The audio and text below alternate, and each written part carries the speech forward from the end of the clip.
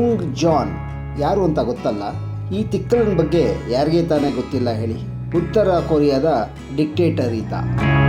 ವಿಕೃತತೆಗೆ, ಕ್ರೌರ್ಯಕ್ಕೆ ಮತ್ತೊಂದು ಹೆಸರೇ ಇದು.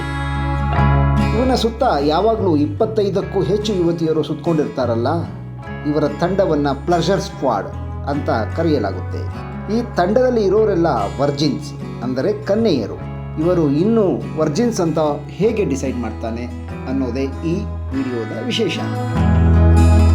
ಚಿಕ್ಕ ವಯಸ್ಸಿನಲ್ಲೇ ನಾರ್ತ್ ಕೊರಿಯಾದಿಂದ ತಪ್ಪಿಸಿಕೊಂಡು ಬಂದ ಎನಿ ಪಾರ್ಕ್ ಈ ಸಂಗತಿಗಳನ್ನು ಇಂಚಿಂಚಾಗಿ ಜಗತ್ತಿನೆದುರು ಬಿಚ್ಚಿಟ್ಟಿದ್ದಾಳೆ.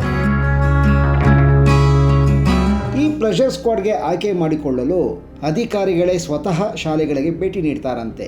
ಸುಂದರ ಹುಡುಗಿ ಕಂಡ್ರೆ ಸಾಕು, ಮೊದಲು ಆಕೆಯ ಕುಟುಂಬದ ಪರಿಸ್ಥಿತಿಯನ್ನು ಪರಿಶೀಲನೆ ಮಾಡ್ತಾರೆ. ಆಕೆಯ ಯಾವುದೇ ಕುಟುಂಬ ಸದಸ್ಯರು ಉತ್ತರ ಕೊರಿಯಾದಿಂದ ತಪ್ಪಿಸಿಕೊಂಡಿದ್ದಾರಾ, ದಕ್ಷಿಣ ಕೊರಿಯಾ ಸೇರಿದಂತೆ ಮತ್ತಿತರ ದೇಶಗಳಲ್ಲಿ ಸಂಬಂಧಿಕರನ್ನು ಹೊಂದಿದ್ದಾರಾ ಎಂಬುದನ್ನು ಪ್ರಾಥಮಿಕವಾಗಿ ದೃಢೀಕರಿಸಿಕೊಳ್ತಾರೆ.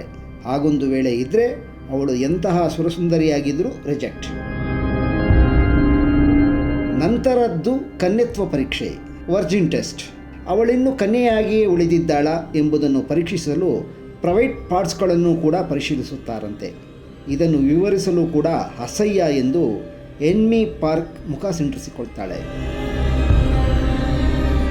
ಕೌಟುಂಬಿಕ ಹಿನ್ನೆಲೆ, ಕನ್ಯತ್ವ ದೃಢೀಕರಣದ ನಂತರ ದೇಶಾದ್ಯಂತ 25 ಯುವತಿಯರನ್ನು ಆಯ್ಕೆ ಮಾಡಲಾಗುತ್ತೆ. ಹೀಗೆ ಆಯ್ಕೆಯಾದ ಯುವತಿಯರ ಕೆಲಸ ಏನು ಅಂದರೆ ಕಿಮ್ ಉಂಗ್ ಜಾನ್ ಅವನ ಆಸೆಗಳನ್ನು ಪೂರೈಸೋದು. ಪಾಪ, ಇದು ಕಿಮ್ ಉಂಗ್ ಜಾನ್ ಅವನಿಂದ ಶುರುವಾದದ್ದು ಅಲ್ವೇ ಅಲ್ಲ, ಅವರಪ್ಪ ಕಿಮ್ ಜೋಂಗ್ ಹಿಲ್. ಅವರಪ್ಪ ಕಿಮ್ ಜಾನ್ ಹಿಲ್ 1970ರಲ್ಲೇ ಇದನ್ನು ಪ್ರಾರಂಭ ಮಾಡಿದ್ನಂತೆ. ಆದರೆ ಈ ತಂಡ ವರ್ಷದಿಂದ ವರ್ಷಕ್ಕೆ ಮಾಡರ್ನೇಟ್ ಆಗ್ತಾ ಹೋಯಿತು. ಆಯಾಯ ಸರ್ವಾಧಿಕಾರಿಯ ವೈಯಕ್ತಿಕ ಅಭಿರುಚಿ, ಇಚ್ಛೆಗೆ ಅನುಗುಣವಾಗಿ ಈ ಪ್ಲೆಷರ್ ಸ್ಕ್ವಾಡ್ ಬದಲಾಗುತ್ತಾ ಇರುತ್ತೆ. ಅಪ್ಪ ಕಿಮ್ ಜೋಂಗ್ ಹಿಲ್ಗೆ ಎತ್ತರದ ಮಹಿಳೆಯರೆಂದರೆ ಇಷ್ಟ ಅಂತೆ. ಮಗ ಕಿಮ್ ಜಾಂಗ್ ಹುನ್ಗೆ ಸಣ್ಣಗಿರುವ ಪಾಶ್ಚಾತ್ಯರಂತೆ ಕಾಣುವ ಕನ್ಯೆಯರು ಅಚ್ಚುಮೆಚ್ಚಂತೆ. ಈ ಪ್ಲೆಷರ್ ಸ್ಕ್ವಾಡ್ನಲ್ಲೂ 3 ಡಿವಿಷನ್ಗಳಿವೆ. ಒಂದು ಡಿವಿಷನ್ ಮಸಾಜ್ ಮಾಡೋದರಲ್ಲಿ ಎಕ್ಸ್ಪರ್ಟ್. ಎರಡನೇ ಡಿವಿಷನ್ ಹುನ್ ಸರ್ಕಾರದ ಉನ್ನತಾಧಿಕಾರಿಗಳಿಗೆ ಮನೋರಂಜನೆ ನೀಡೋದರಲ್ಲಿ ಎಕ್ಸ್ಪರ್ಟ್. ಮೂರನೆಯದು ಕೇವಲ ಸರ್ವಾಧಿಕಾರಿಯ ಇಷ್ಟಾರ್ಥಗಳನ್ನು ಪೂರೈಸೋಕ್ಕೆ ಮಾತ್ರ ಇರೋ ಎಕ್ಸ್ಕ್ಲೂಸಿವ್ ಸ್ಕ್ವಾಡ್.